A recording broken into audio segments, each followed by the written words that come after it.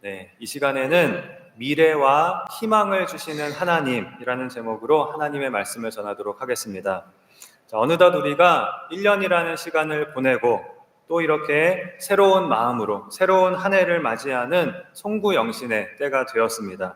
언제나 그렇지만 우리가 새해를 맞이할 때에는 미래에 대한 소망과 희망을 가지고 맞이를 해야 하는데요.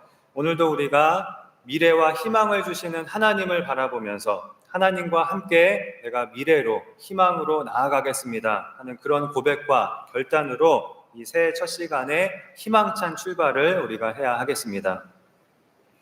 사실 오늘 본문의 배경은, 이 시대적 배경은 이스라엘의 역사에서 매우 암울했던 그런 시대였습니다. 선지자 예레미야가 활동했던 시대가 그러했는데요. 이스라엘은 초대 왕인 사울 왕과 또 두 번째 왕인 다윗 왕, 또 세 번째 왕인 솔로몬 왕을 거치면서 이 솔로몬 시대의 황금기를 누리다가 솔로몬 왕 이후에 나라가 남북으로 갈라지게 됩니다. 그래서 북이스라엘 왕국, 남유다 왕국 이렇게 두 개의 왕국으로 분리가 되는데요. 이때부터 이스라엘은 내리막길을 걷게 됩니다. 내리막길을 걷는 것은 다른 것이 아니라 하나님으로부터 멀어지고 하나님을 떠나는 것이었습니다. 그것이 내리막길을 걷는 것입니다. 우리가 재산과 명예를 잃고 건강을 잃고 이런 것이 내리막길을 걷는 것이 아닙니다. 하나님으로부터 멀어지고 하나님을 떠나는 것이 내리막길을 걷는 것입니다. 우리는 절대로 이런 내리막길을 걸어서는 안 되겠습니다. 선지자 예레미야가 활동했던 시대는 이렇게 이스라엘이 내리막길을 걷다가 이미 북이스라엘 왕국은 멸망을 한 상태였고요. 남유다 왕국도 바벨론이라고 하는 나라의 위협을 받고 있어서 굉장히 위태로운 그런 상태에 있었습니다. 북이스라엘 왕국은, 먼저 멸망한 북이스라엘 왕국은 성경에 보면 하나님께 칭찬받은 왕이 한 명도 없을 정도로 굉장히 타락하고 우상을 섬기고 하나님을 떠나 있었습니다. 여러 선지자들이 수차례 하나님께로 돌아오라고 경고했지만 듣지 않다가 결국 주전 722년에 아수르라는 나라에 멸망을 당하고 맙니다. 남유다 왕국은 조금 더 오래 남아있기는 하였지만 이후에 바벨론에게 침공을 당하고 많은 백성들이 그 바벨론의 포로로 잡혀가게 됩니다. 우리가 오늘 읽은 예레미야 29장은 선지자 예레미야가 바로 그 바벨론의 포로로 잡혀간 유다 백성들에게 보내는 편지입니다. 이 편지의 내용은 하나님의 예언의 말씀을 전하는 것인데, 그런데 그 내용은 포로로 잡혀있는 백성들이 기다리던 그런 내용이 아니었습니다. 당연히 유다 백성들은 조금만 더 기다려라, 하나님이 바벨론을 치시고 너희들을 바벨론의 손에서 구원해 주실 것이다, 이런 말씀을 기대했을 것입니다. 그러나 예레미야가 편지로 보내온 하나님의 그 예언의 내용은 오히려 남유다 왕국이 바벨론에게 완전히 멸망을 당하게 될 것이고, 지금은 좀 침공을 당해서 1차로 포로가 잡혀가 있는 상태이지만 결국은 바벨론에게 완전히 망하게 될 것이고, 또 지금 포로로 잡혀가 있는 너희는 70년이라는 긴 시간 동안 포로 생활을 하게 될 것이다 라는 그야말로 절망적인 내용이었습니다. 여러분, 만일 여러분이 이 새해에 대한 소망과 희망을 가지고 그런 말씀을 들으려고 지금 이 송구 영신 예배에 나왔는데, 제가 미래와 희망을 주시는 하나님이 아니라 절망적인 내용의 이런 말씀을 전한다면 어떠시겠습니까? 다행히도 오늘 그렇지는 않고 오늘 말씀의 제목은 미래와 희망을 주는 하나님인데요. 이제 만일 그렇지 않고 이 희망의 말씀을 전해야 할 이 시간에 이 새해 첫날부터 하나님께서 재앙과 절망을 주신다는 그런 말씀을 전한다면 어떠시겠습니까? 화가 나겠죠. 아마 자리를 박차고 일어나서 나가버리는 분도 생길지도 모르겠습니다. 오늘 본문에 예레미야가 전한 하나님의 말씀을 들은 유다 백성들도 아마 그랬을 것입니다. 그래서 이 예레미야는 하나님의 말씀을 전하는 이 선지자의 사명을 감당하는 동안에 사람들로부터 많은 핍박과 또 서름을 당했던 그런 선지자였습니다. 예레미야가 전했던 하나님의 말씀들은 온통 사람들이 듣기 싫어했던 말씀들 뿐이었기 때문입니다. 예레미야는 남유다 왕국은 바벨론에 망하게 될 것이라는 그런 정말로 인기 없는 하나님의 말씀을 선포했던, 그래서 사람들에게 미움을 받았던 그런 선지자였습니다. 그러나 예레미야가 좋아서 그런 말씀을 전한 것이 아닙니다.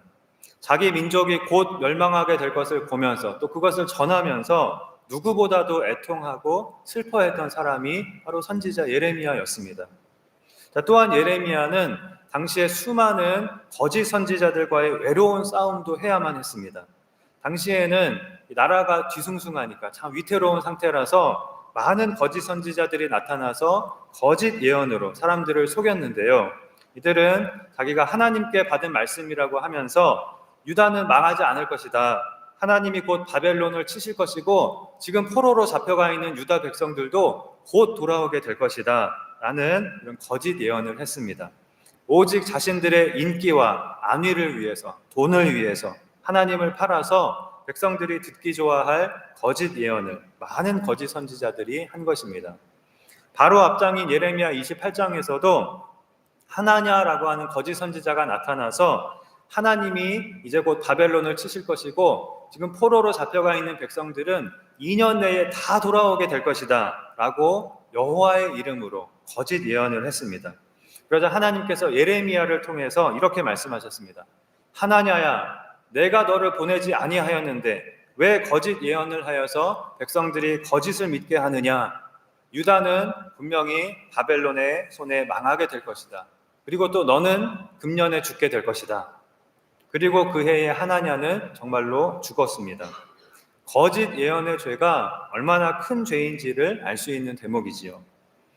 오늘날 하나님의 말씀을 전하는 설교자들은, 저와 같은 설교자들은 하나님께서 성경을 통해서 완성된 하나님의 말씀인 성경을 통해서 우리에게 주신 그 하나님의 말씀을 전하는 일을 합니다.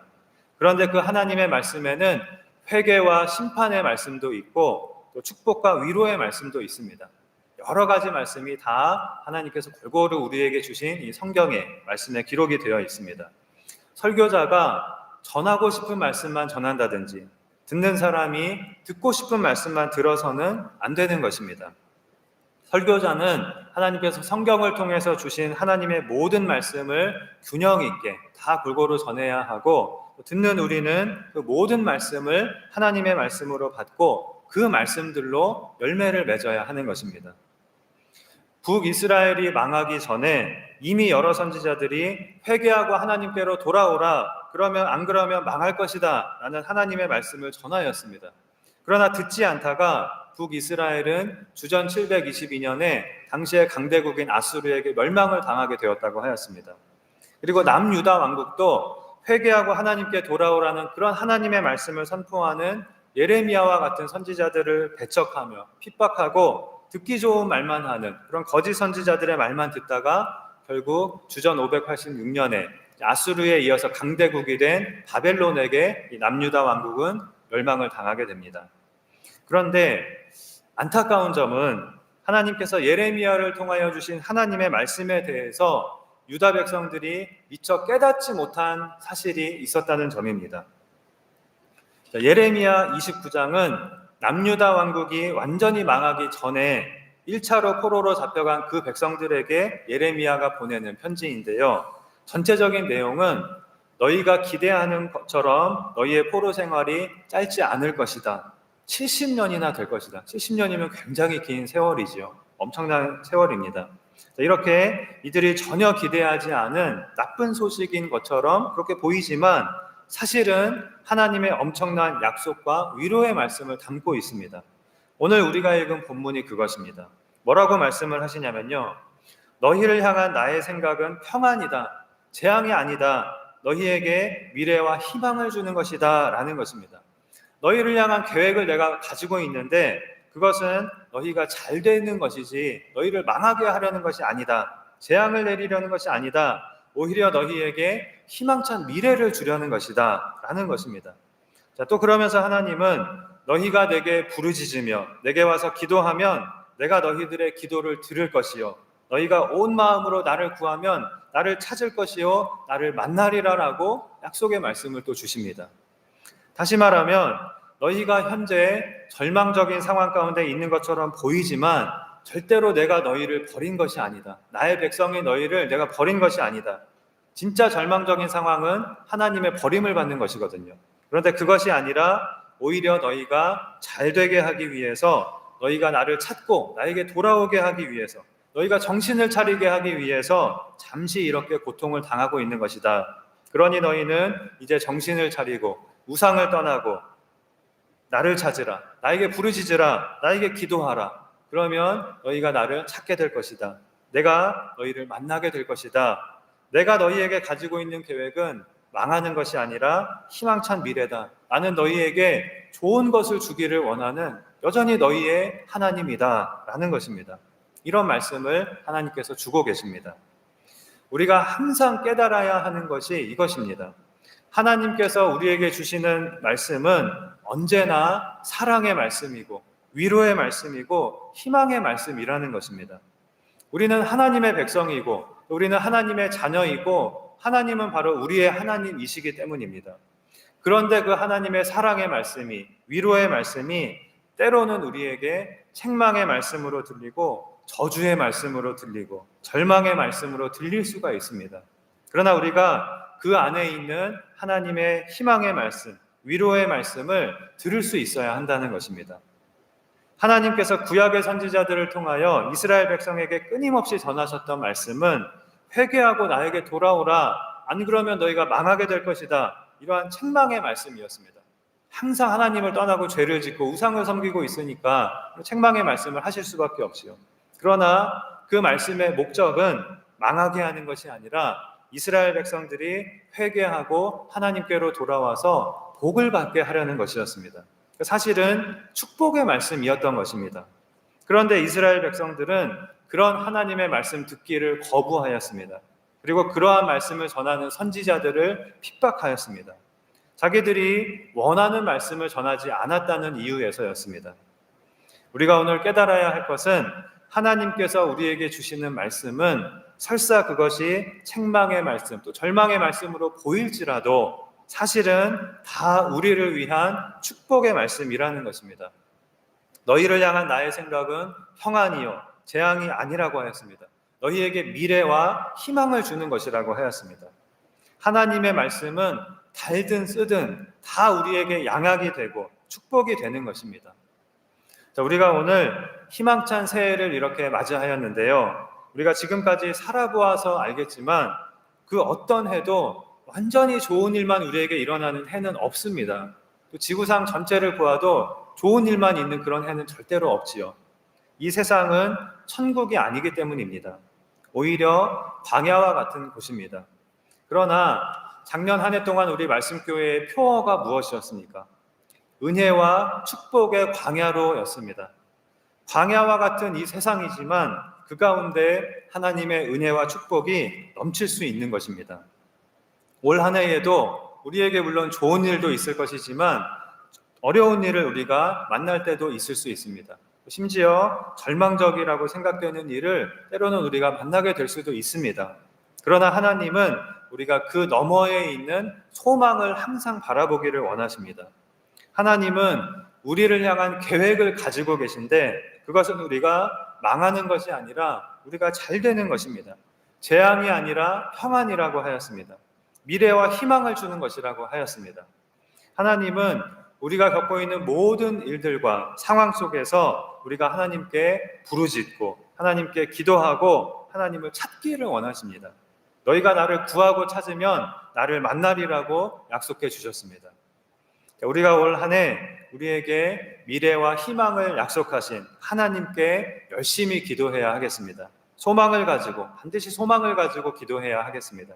그렇게 할 때 우리와 하나님과의 관계도 더욱더 가까워지게 될 것입니다.